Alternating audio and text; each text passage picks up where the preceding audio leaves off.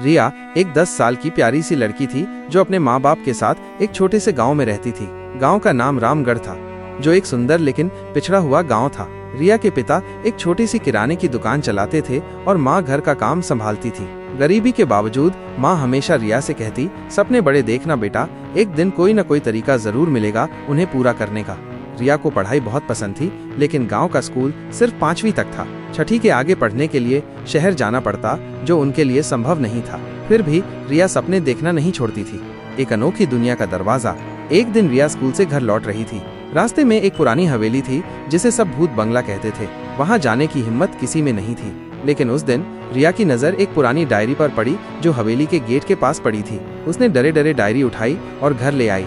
उस रात जब सब सो गए, रिया चुपके से डायरी पढ़ने लगी। यह डायरी एक शर्मा सर नाम के शिक्षक की थी जो 20 साल पहले गांव में आए थे। उन्होंने एक नया स्कूल शुरू किया था जिसमें उनका सपना था कि हर बच्चा पढ़ाई करे। लेकिन एक दिन किसी वजह से स्कूल बंद हो गया और शर्मा सर ये गांव छोड़कर चले गए।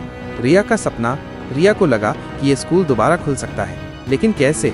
उसके पास न पैसा था, न कोई बड़ा आदमी जो उसकी मदद करे। लेकिन उसने सोचा, अगर एक छोटी सी शुरुआत करूं तो शायद कुछ हो सके।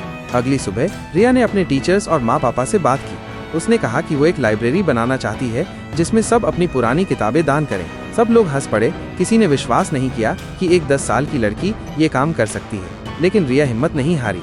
उसने अपने घर की पुरानी किताबें इकट्ठी की। स्कूल के कुछ दोस्त भी मदद के लिए आगे आए। धीरे धीरे गांव के बड़े लोग भी इस सपने में शामिल हो गए। 1 साल तक रिया और उसके दोस्तों ने दिन रात मेहनत की और एक दिन लाइब्रेरी तैयार हो गई। एक नई सुबह लाइब्रेरी के उद्घाटन के दिन पूरा गांव इकट्ठा हो गया।